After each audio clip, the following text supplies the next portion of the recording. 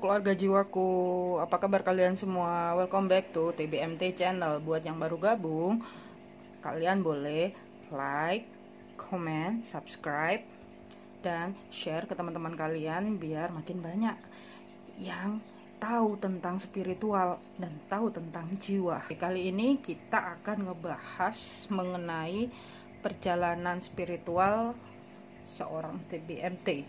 Ya, emang itu gak penting sih, just for your information, FYI doang sih, tapi ya lumayan lah buat menambah-nambah wawasan sedikit. Jadi waktu itu TBMT channel udah ngejelasin mengenai angka 11 itu sendiri, apa makna dari angka 11 itu sendiri, dan disitu dibilang bahwa angka 11 adalah gerbang di mana seseorang terbangkit secara spiritual. Ya mungkin untuk yang lainnya belum tentu angka 11, tapi ada beberapa orang dan TBMT sendiri pun mengalami kebangkitan spiritual dengan ditandai adanya angka 11. Oke, yuk, apa aja sih yang berkaitan di perjalanan spiritual TBMT itu? Next. Ya, wah, apa nih? Banyak tulisannya ya. Sorry kalau tulisannya jelek ya, karena memang nggak pernah punya pemikiran untuk jadi guru ya. Ya sempet sih ada keinginan jadi guru, cuman ya seperti itulah ya. Jiwa muda itu gimana sih? Jiwa muda, cile sok muda. Oke, di sini ada yang namanya perjalanan spiritual ya. Perjalanan spiritual itu menuju ke kebangkitan spiritual. Ya, di sini saya akan menjelaskan mengenai perjalanan spiritual pribadi saya sendiri ya, dan itu belum tentu sama dengan orang lain, tapi secara garis besar tahapan-tahapannya pun hampir sama. Oke. Jadi dulu awal saya hidup dari masa kecil hingga masa remaja ya, dikatakan remaja. Waktu itu masih SMA lah ya, itu saya masih suka huru-hara apa ya, biasa ya seperti anak-anak muda lainnya. Setelah itu saya pindah ke sebuah kota, di Kediri lebih tepatnya, untuk mendalami bidang sekolah. Jadi setiap orang kan selalu ada tahap-tahapannya. Waktu itu saya sekolah di Kediri ya, anggap aja sekolah lah ya.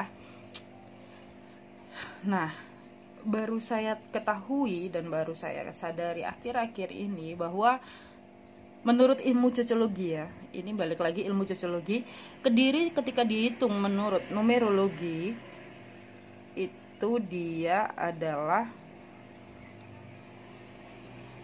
2 ditambah 5 ditambah 4 ditambah 9 ditambah 9 ditambah 9. Gimana sih Kak caranya, kok bisa 2 itu dari mana? Jadi memang ada angka-angkanya ya.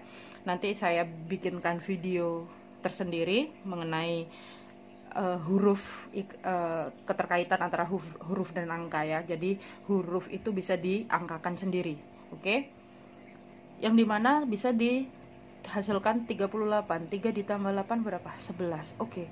Kediri adalah pintu gerbang pertama saya mengalami sebuah kebangkitan spiritual. Waktu itu masih proses ya, masih proses awaken, tapi belum awaken, masih perjalanan ya, namanya aja perjalanan spiritual untuk menuju ke kebangkitan spiritual itu sendiri. Oke, Kediri 11. Waktu itu terjadinya pun di tahun 2011 ya. Ini saya baru bisa menemukan angka-angka ini di tahun 2020 ya, di tahun 2020. Setelah itu entah kenapa di tahun berikutnya saya mengalami sebuah kisah sedih. Kisah sedih yang dimana saya kehilangan orang yang sangat saya cintai di dunia ini ya. Orang yang sangat saya cintai, bukan berarti yang masih ada sekarang pun nggak saya cintai, no, tapi orang yang sangat saya cintai karena beliau pun sangat menyayangi saya ya. Ya, orang tua saya sendiri, bapak saya tutup usia di 11 Januari 2012, dan itu bertepatan dengan bulan ulang tahun saya. Hal itu sangat berat diterima keluarga saya pun berat, keluarga saya pun sedih, sangat amat sedih. Bukan saya saja, kakak saya pun sedih, ibunda tercinta saya pun sedih. Tapi ya kenyataan itu bagaimanapun kita memang harus mengikhlaskan dan melepas. Oke. Setelah itu di tahun yang sama 2012 itu pun di bulan yang sama saya berkenalan dengan satu orang 11, bukan base rootnya yang 11, tapi ada di badannya yang terikat dengan angka 11. Oke. Fungsinya untuk apa? Dari mulai orang tersebut saya berkenalan dengan yang lain, berkenalan dengan yang lain, berkenalan dengan yang lain, sampai akhirnya saya berkenal lagi dengan orang 11, berkenalan lagi dengan orang 11, berkenalan lagi dengan orang 11. Mereka dikirim untuk saya sebenarnya dengan misi tertentu, yaitu membantu saya untuk menyadarkan saya secara spiritual.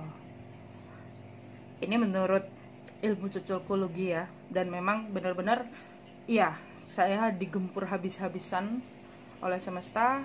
Saya memang dihadapkan dengan beberapa pencobaan atau beberapa pergumulan. Bahkan waktu itu saya berpikir bahwa ada apa dengan hidup saya, kenapa hidup saya seperti ini, sampai seperti itu. Dan setelah itu beberapa orang 11 tadi, setelah saya mencapai orang ketiga, berkenalan dengan orang 11 yang ketiga, itu di situ intuisi saya mulai terbuka. Intuisi saya itu mulai bisa mengetahui isi hati orang lain, bisa mengerti apa yang orang lain omong atau bicarakan, walaupun even dia nggak ngomong langsung ke saya. Jadi seperti kayak apa ya, kalau istilah Jawanya itu rasan-rasan ya, rasan-rasan apa sih rasan-rasan itu, juga nggak paham ya, rasan-rasan. Jadi saya tuh bisa mengerti kalau orang itu lagi ngomongin saya, entah kenapa saya bisa mengerti, even mereka menggunakan bahasa mereka yang mungkin saya nggak mengerti, tapi saya bisa mengerti dari energi mereka. Cuman waktu itu karena saya masih kuat energi maskulinnya dan saya masih cuek, bodoh amat dan segala macamnya, saya nggak mau ambil pusing. Saya mencoba untuk ya sudahlah, mungkin hanya perasaan saya aja. Ya, saya mencoba untuk seperti itu, tetap positive thinking. Ya sudah, mungkin perasaan saya aja.